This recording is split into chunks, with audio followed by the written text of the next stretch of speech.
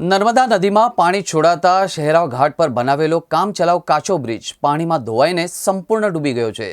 કિનારાના બેરિકેડ સુધી પાણી ફરી વળ્યા। હજારો પરિક્રમાવાસીઓ ભક્તોની સલામતી માટે વહીવટીતંત્ર દ્વારા કોઈ ડિઝાસ્ટર ન થાય તે માટે અગમચેતી અંગે હાલ પૂરતી પરિક્રમા રૂટ પર ઉદ્ભવેલી પરિસ્થિતિની સલામતીના કારણોસર અટકાવાઈ છે। જેટી અને કિનારા પર પાણી ફરી વળતા નાવ ચલાવી પણ જોખમી છે। નર્મદા નદીમાં પાણીની સપાટી વધતા પરિક્રમા રૂટ પર શહેરાવથી તિલકવાડા ઘાટ વચ્ચેના કામચલાઉ કાચા પુલને અસર થતાં ગત મોડી રાત્રે અને વહેલી સવારે કામચલાઉ પુલ ક્ષતિગ્રસ્ત થઈને પાણીમાં ગરકાવ થયો હતો। રાત્રે પણ ટર્બાઇનમાંથી 21,000 ક્યુસેક પાણી બહાર આવતા પાણીનો ફ્લો વધ્યો હતો।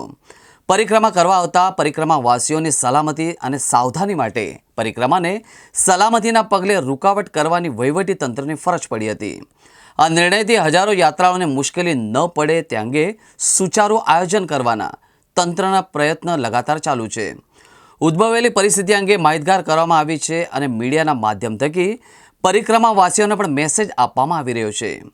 પરિક્રમા પૂર્ણ થવાને હવે માત્ર ગણતરીના દિવસો બાકી રહ્યા છે, ત્યારે પરિક્રમા દરમિયાન કોઈ ડિઝાસ્ટરની ઘટના ન બને તે માટે વહીવટીતંત્ર દ્વારા પરિક્રમા હાલ પૂરતી સલામતી કારણોસર અટકાવવામાં આવી છે, જેને લોકોએ પણ સરાહનીય ગણાવી છે।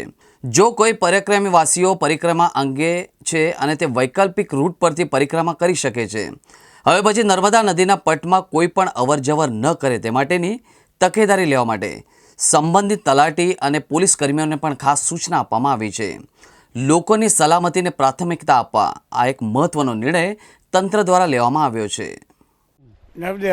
નર્મદાજીની અસીમ કૃપાથી આપણે 8 એપ્રિલના ઉત્તરવાહિની પરિક્રમા પગપાળા તેમજ મોટર માર્ગે ચાલુ કરી હતી, પરંતુ માની જેવી મરજી, માની ઈચ્છા હશે તે પ્રમાણે થયું। આજે આ પરિસ્થિતિ જોતાં મેં મારી જાતે બોટમાં બેસી અને સર્વે કર્યું। બોટમાંથી નીચે ઉતરી શકાય નહીં, કારણ કે બાળકો હોય, મહિલાઓ હોય, વૃદ્ધો હોય, અશક્ત હોય, બધા જ પરિક્રમા કરે છે। તો આ પરિસ્થિતિ જે આજની છે તે પ્રમાણે હમણાં ચાલુ કરી શકાય નહીં। તમામ મહાનર્મદાના બાળકોને પરિક્રમામાં હશે માટે રાત દિવસ જાગૃત છે તેવા પરિક્રમા વિનંતી છે। જે આપણે બપોરે 2 વાગે મોટર માર્ગે પરિક્રમા કરીએ છીએ એની જગ્યાએ તમે રાતે પણ કરી શકો, દિવસે પણ કરી શકો છો। 2 પુલ આવે, ગૌરેશ્વરનો પુલ અને પોઈચાનો પુલ, તમે પ્રેમથી પરિક્રમા મોટર માર્ગે કરી શકો છો। હવે માત્ર 8મી તારીખ સુધી આપણી પરિક્રમા ચાલુ છે, આપ સૌને ખબર છે। અત્યારે તારીખ 29 તારીખ બાદથી નર્મદા કંટ્રોલ ઓથોરિટીના પાવર જનરેશનને કારણે નદીમાં ખૂબ જ વધારે જથ્થામાં પાણીનો પ્રવાહ ચાલુ છે, જેથી આપને ખ્યાલ છે કે શહેરાવ ખાતેનો જે હંગામી બ્રિજ ધોવાઈ ગયા પછી યાત્રા નદી પાર ન થવાને કારણે બંધ થઈ જવા પામેલ છે। તે માટે હોડીથી યાત્રા પુનઃ શરૂ કરવા માટે જેટી બનાવવાનું તથા નદીમાં પ્રવાહમાં હોડી પસાર કરવા બાબતે NDRF ટીમને સાથે રાખી અને વહીવટીતંત્ર દ્વારા દરરોજ છે તો અલગ અલગ સમયે આપણને ખ્યાલ છે એ મુજબ 24 કલાક યાત્રા ચાલુ હોવાથી વહીવટીતંત્ર દ્વારા ચેકિંગ કરવાનું અત્યારે હાલમાં ચાલુ છે। આપની સાથે હું તેના વિડીયો અને ફોટો પણ શેર કરીશ।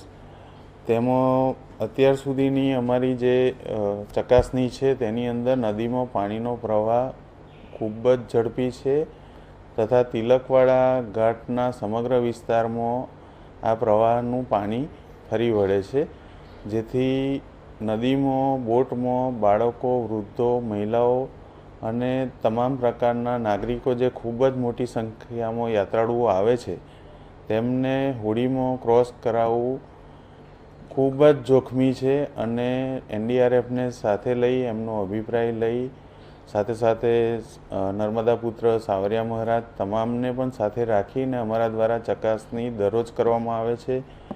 નાવિકો દ્વારા જે જેટી બનાવવામાં આવેલી હતી તે પણ બીજા દિવસે છે તો એ જેટી સંપૂર્ણપણે નષ્ટ પામે છે, તેથી તે પણ હિંમત હારી ગયેલા છે અને આવા સંજોગોમાં એક યાત્રાળુનું જીવનું રક્ષણ કરવું એ વહીવટીતંત્રની જવાબદારી હોય। અમારી ચકાસણીમાં કમ્પ્લીટપણે અમને સંતોષ ન થાય કે કોઈપણ યાત્રાળુઓ સલામત રીતે નર્મદા નદી પાર કરી અને આ યાત્રા કરી શકે ત્યાં સુધી હોડીથી જે યાત્રા છે એ હાલમાં પાણીના પ્રવાહના કારણે શક્ય ન હોય. નર્મદા પરિક્રમાના જે આપણા અન્ય વિકલ્પો છે તે પ્રમાણે હાલ યાત્રાળુઓ નર્મદા પરિક્રમા કરી રહ્યા છે.